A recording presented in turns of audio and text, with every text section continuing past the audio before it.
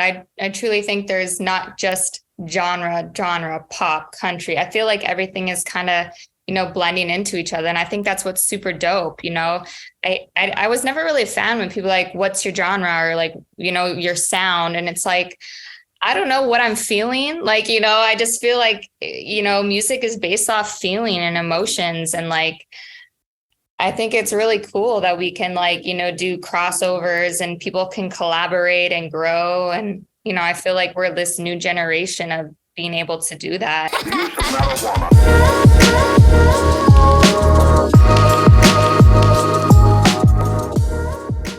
Welcome back, everybody, to another one of our convos. And today joining us is another very special guest, an artist named Novul. Thank you for joining us. Yeah, thank you for having me.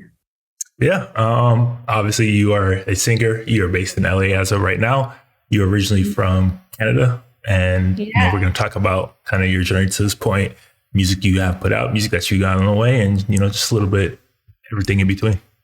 Yeah. So I'm from a very small prairie town village in Saskatchewan, Canada, which is right above North Dakota. A lot of people are always like, where is Saskatchewan? But it's very flat lands, a lot of agricultural out there. And yeah, I'm super proud to say I'm Canadian and now living out in here in Los Angeles.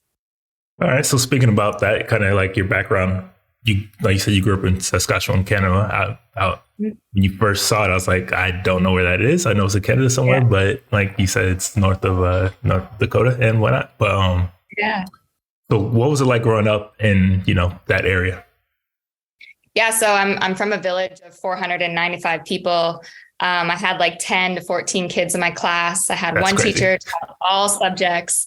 I know, I was literally like a diamond from a haystack. I joke. Where I'm from, nobody really does arts or music, or you had to drive to the big city, which is like at least an hour out. So, my parents would drive me after school to like the bigger city just to take dance classes. And yeah, it was very like, farmer community. Everybody knew everybody, which that's all I grew up knowing. And I really actually love it.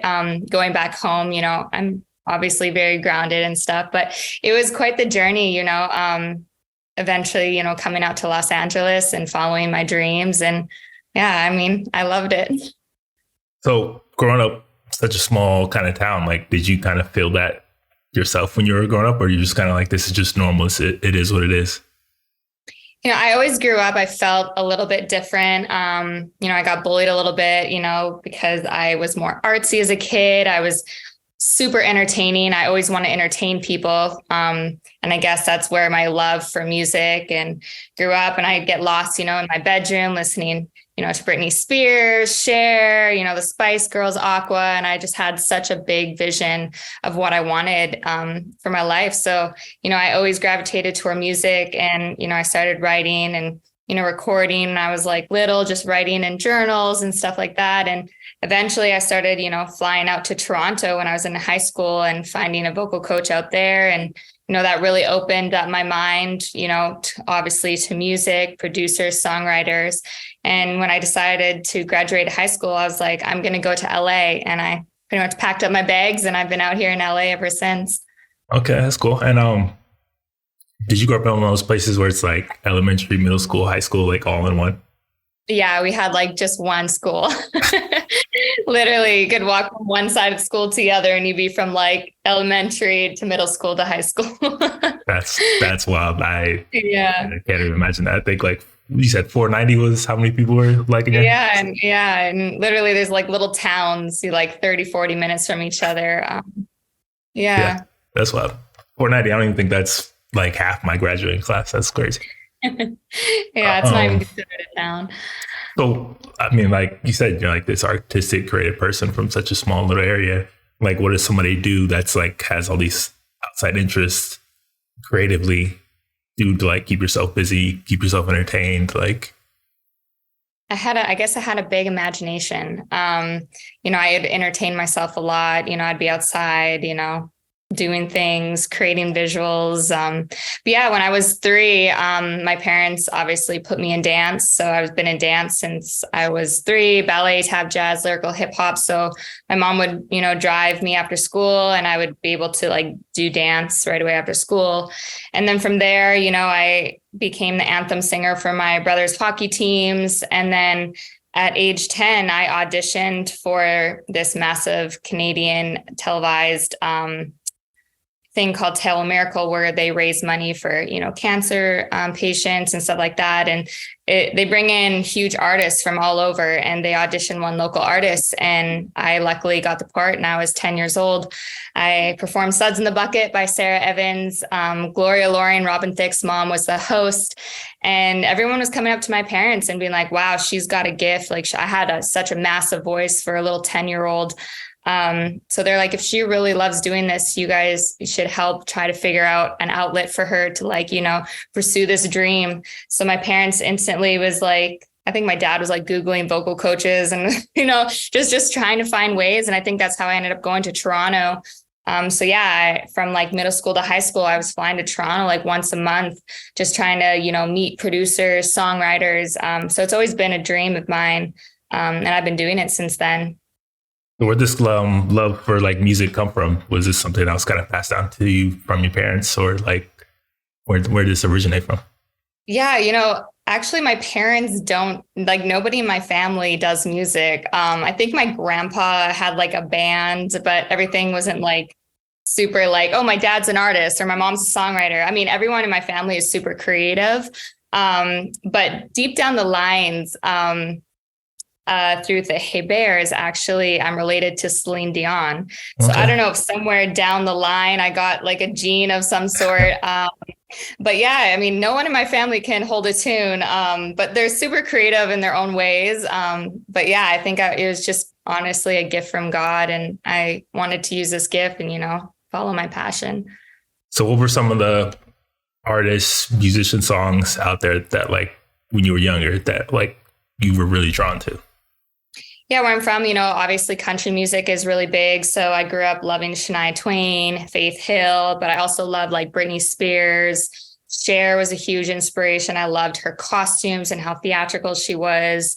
Loved the Spice Girls, Aqua. I always gravitated towards the entertainer artists because I obviously loved to entertain. I was like that little boppy kid. And I think that's where my energy comes from.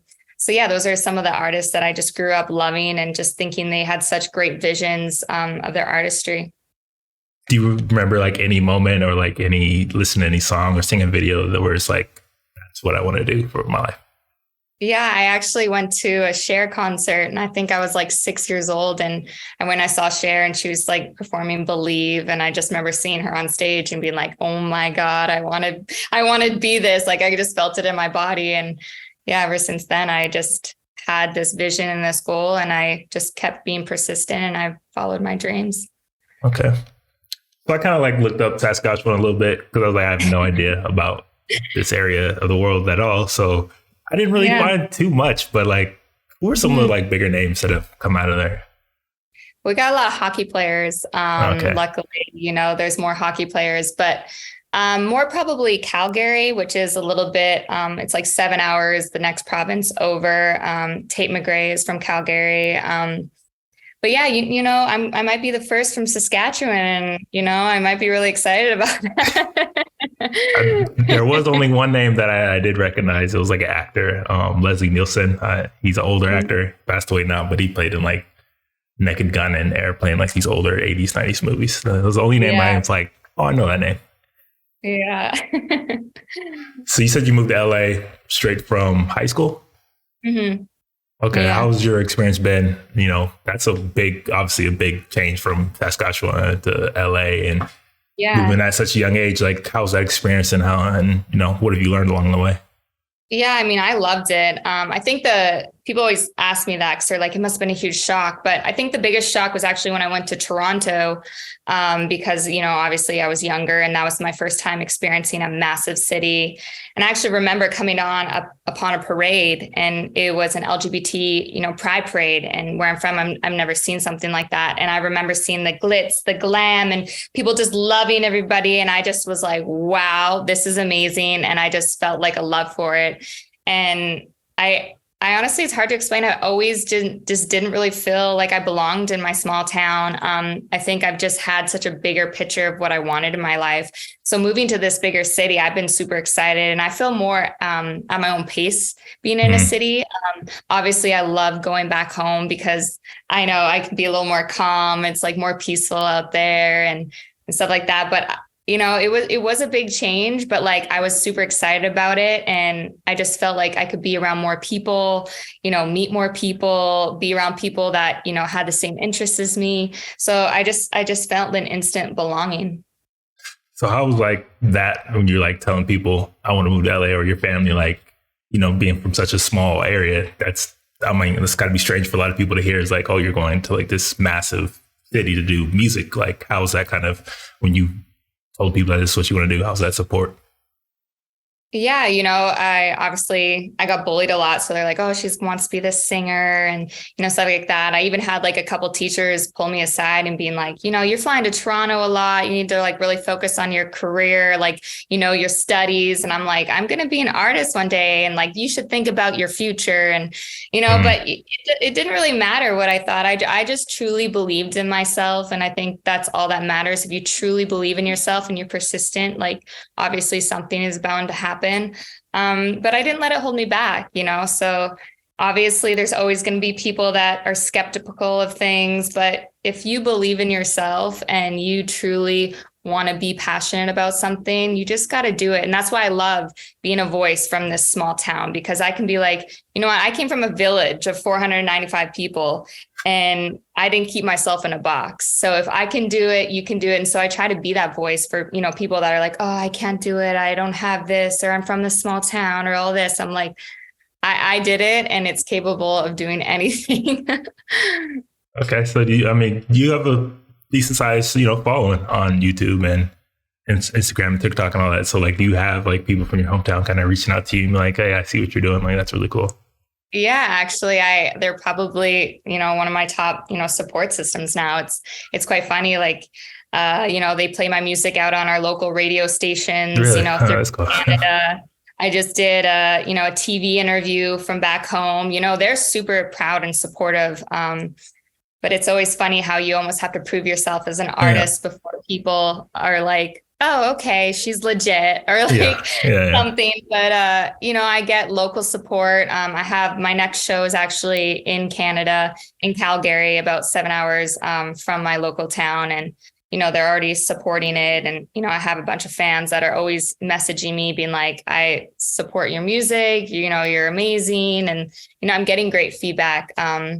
And it's funny even just to see some of those people that used to bully me following me now. But, I'm sure everyone's matured and gotten older and you would hope stuff like so. that. But yeah, we all grow up a little bit. But it's super grateful to have, my local community so super supportive.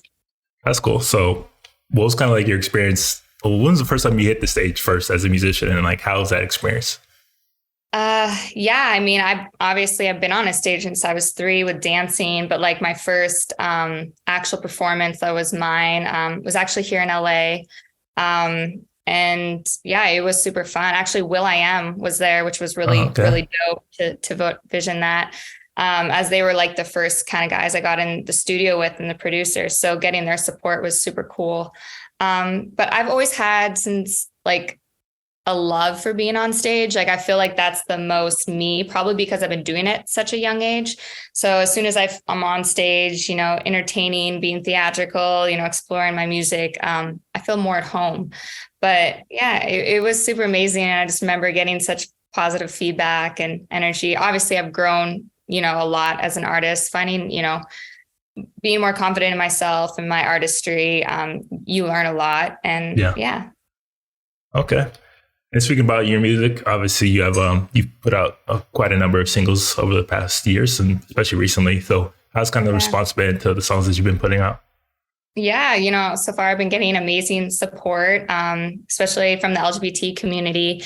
They live and love my music, which is amazing. I love so much. But yeah, I'm really excited.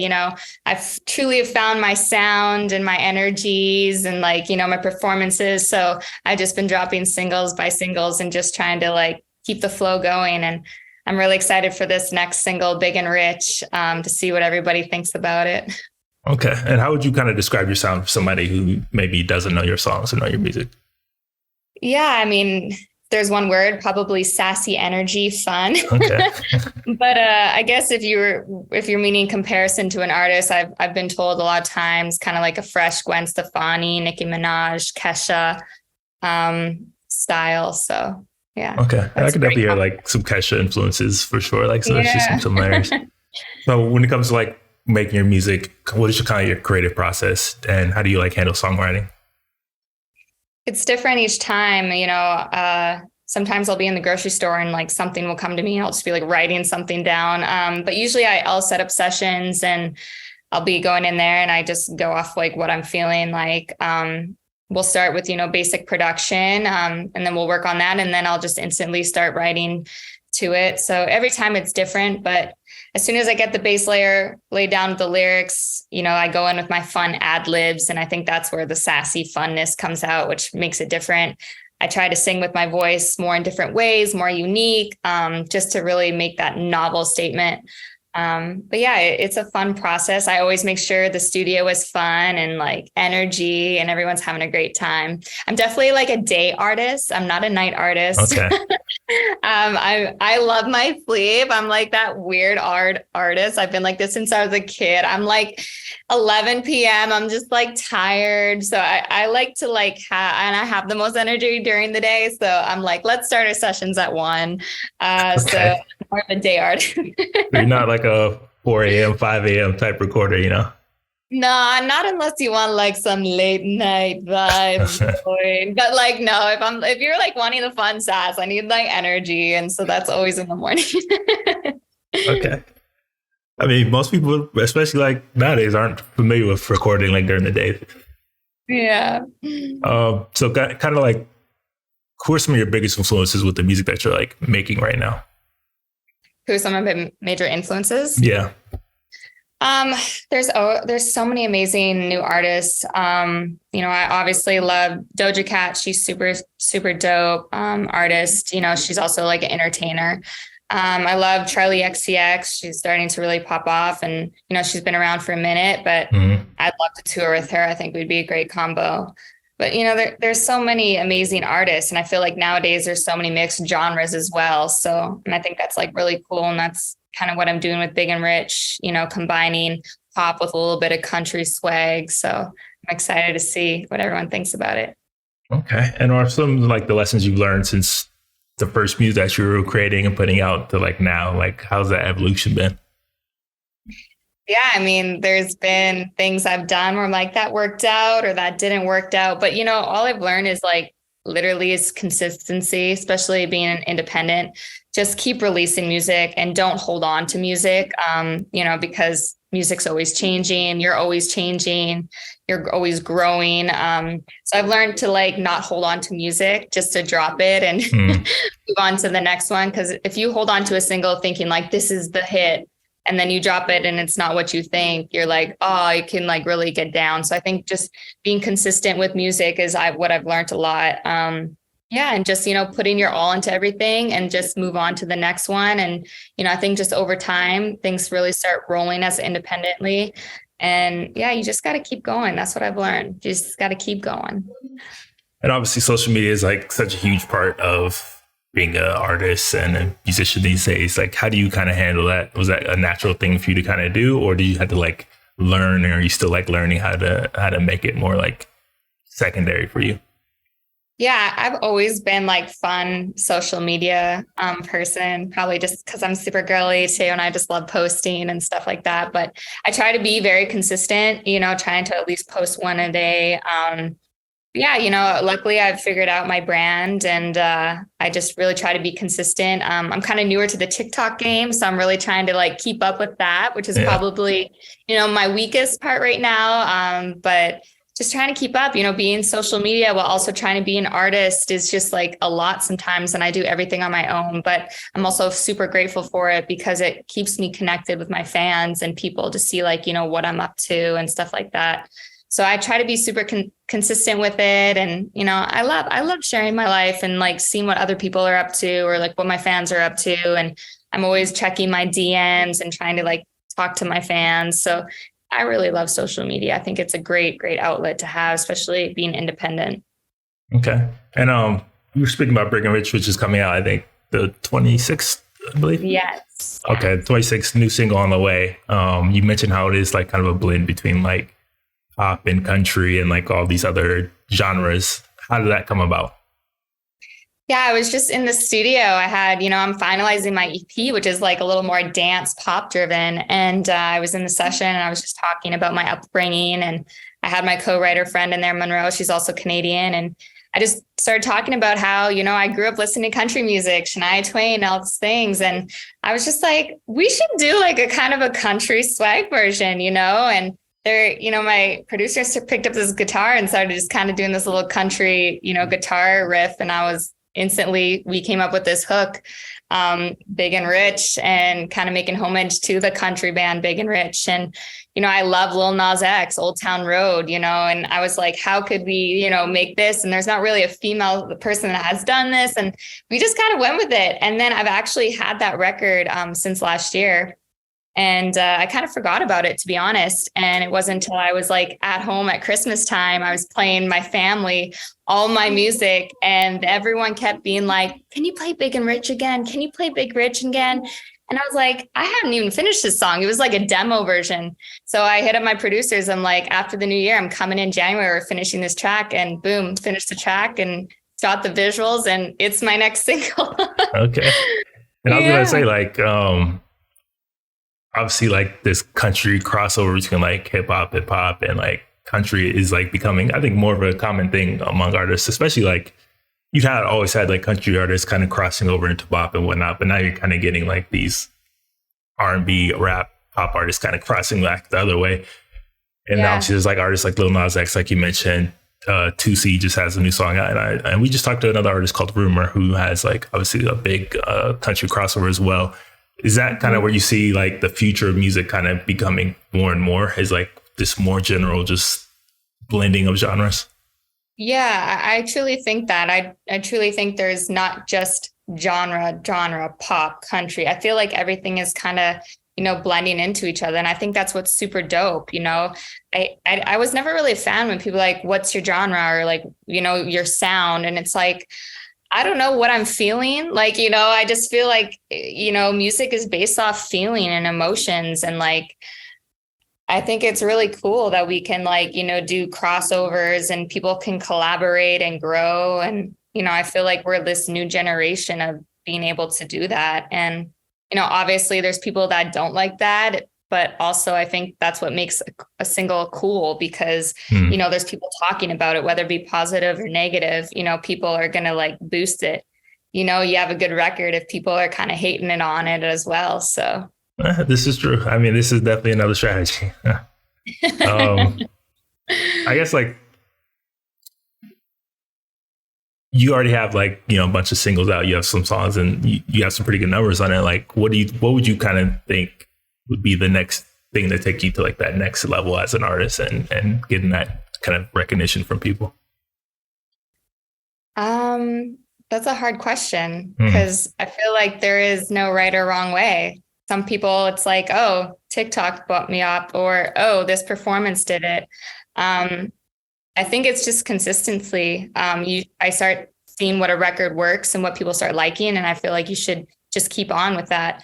I posted this song on TikTok just to see, and it's already getting massive views of people loving it, people being confused about it, people being like, is this the new Old Town Road?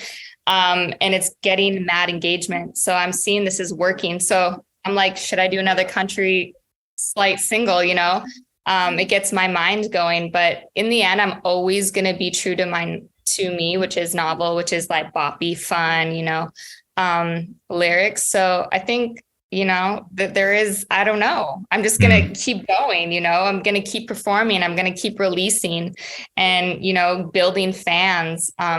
It's the fans that are going to really push me. Okay. So what is the future for Novul? Like more tours, shows, album? You said you have an EP on the way. Like, so what's kind of future looking for you? Yeah, so I have a show next week. And then I have obviously another show in May in Canada. So obviously I'm always performing, lining up my next singles, getting the release ready, shooting visuals, videos. So I definitely have a bunch of stuff coming up that I'm really excited to share with everybody. Okay. Last question is like 5 years, where do you want to see yourself like as an artist? In 5 years, I would love to see me doing world tours. I'd love to tour around, meet my fans. Obviously open for, huge artists or collaborate with huge artists. Obviously I have massive dreams of like Grammys and, all these like massive things, but I try to keep my goals not, kind of minimal because that's where I can get, too far ahead, but definitely want to be like, maybe sign a major, once I have a huge fan base behind me, touring, releasing music on the radio. I mean, that's everyone's dream. I think the major one would be touring around the world and getting massive, novelties supporting my music. Okay. And if there's like one major artist that you could tour with, who would that be? Lady Gaga. Okay. That's a good one. Yeah. She puts on an amazing show. Art pop Lady Gaga. Okay. All right. Well, Big and Rich out April 26th. Big and Rich. I've heard it. Great song. Stream it. Go pre-save it. Send the link. Definitely go run those up. Go follow her on all of her socials. We'll have those down below wherever you guys are watching or listening to this. And thank you for joining us to talk to us, and looking forward to see what else you put out. Thanks for having me.